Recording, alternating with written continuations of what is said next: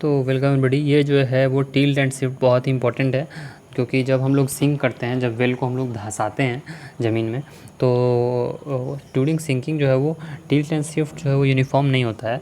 तो उस बात का हम लोग को बहुत ही ध्यान रखना चाहिए, वरना जो है वो इसेंट्रिसिटी डेवलप हो जाएगी, फिर मोमेंट आएगा और उसकी वजह से हमारा फेलियर भी हो सकता है।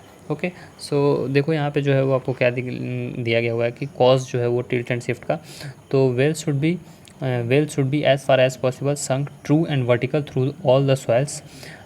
Well may experience tilt and shift due to following reasons. क्या क्या हो सकते हैं रीज़न?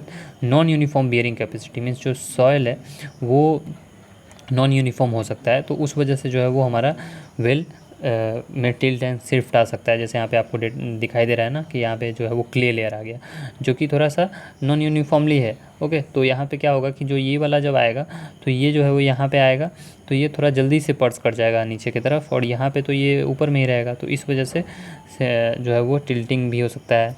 तो उसके बाद दूसरा रीज़न आता है कि obstruction below the cutting edge. जैसे कटिंग एज है, तो कटिंग एज जो मैंने आपको पहले ही बता दिया हुआ है वीडियोस में कि कटिंग एज जो है वो जो एक्सटेंडेड बॉटम मोस्ट पोर्शन होता है, तो उसके नीचे सपोज करो कि इसके नीचे बॉर्डर आ गया, इसके नीचे कुछ नहीं है राइट वाला के, तो ये तो राइट वाला तो नीचे जाएगा, तो इस वजह से वेल हमारा कुछ ऐसे मुड़ जाएगा, तो यहाँ पर जो है वो टिल्टिंग हो सकता है। फिर sand blowing due to sinking, जैसे जैसे ये आ रहा है तो नीचे से एकदम बालू बहुत तेज़ी से ऊपर आ जाता है, तो एक तरफ से बहुत जल्दी जल्दी बालू आ जाएगा, तो उस वजह से जो है वो सैंड ब्लो हो जाएगा, तो वहाँ पे भी जो है वो हमें प्रॉब्लम हो सकता है। ओके, सो ये सभी कुछ प्रॉब्लम हो सकता है, अगर रीज़न हो सकता है, पॉसिबल रीज़न फॉर टिल्टिंग। अब इसको जो है वो रेक्टिफाई कैसे करेंगे? तो रेक्टिफाई करने के लिए जो है हम लोग जो है वो कुछ ये सभी काम कर सकते हैं, जैसे इसेंट्रिक गैबलिंग। तो high side is grabbled more, okay, by regulating the dredging suitably. जैसे अगर एक तरफ फॉर सपोज कि हमारा वेल ऐसे सिंक कर रहा है, तो हम क्या करेंगे कि इधर की तरफ जो है वो मीन्स ड्रेजिंग जो है वो हो चुकी है, लेकिन इधर की तरफ नहीं हुई है, तो हम क्या करेंगे कि इधर की तरफ बहुत जल्दी जल्दी ड्रेजिंग कर देंगे, और इधर जो है वो भी ड्रेजिंग रोक के रखेंगे, तो इधर जो है वो ये आएगा, तो ये थोड़ा ऐसे शिफ्ट होगा।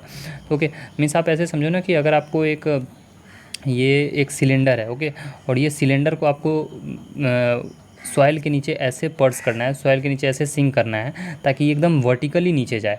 तो उसके लिए आप क्या करोगे? अगर सपोज़ करो कि ये सिलेंडर आपका तिरछा ऐसे जाने लगा, ओके, तो उसलिए आप इधर से एक रस्सी भी बांध सकते हो, ओके, खींच सकते हो, लेकिन ये वेल बहुत बड़ा है, तो उसलिए आपको जो है वो ये वाला प्रोसेस उतना ज़्यादा इफेक्टिव नहीं होगा। तो हम क्या करते हैं कि यहाँ पे जो है वो ड्रेजिंग यानी कि जो एक्सकेवेशन का काम रोक देते हैं, और इधर का एक्सकेवेशन का काम बहुत तेज़ कर देते हैं।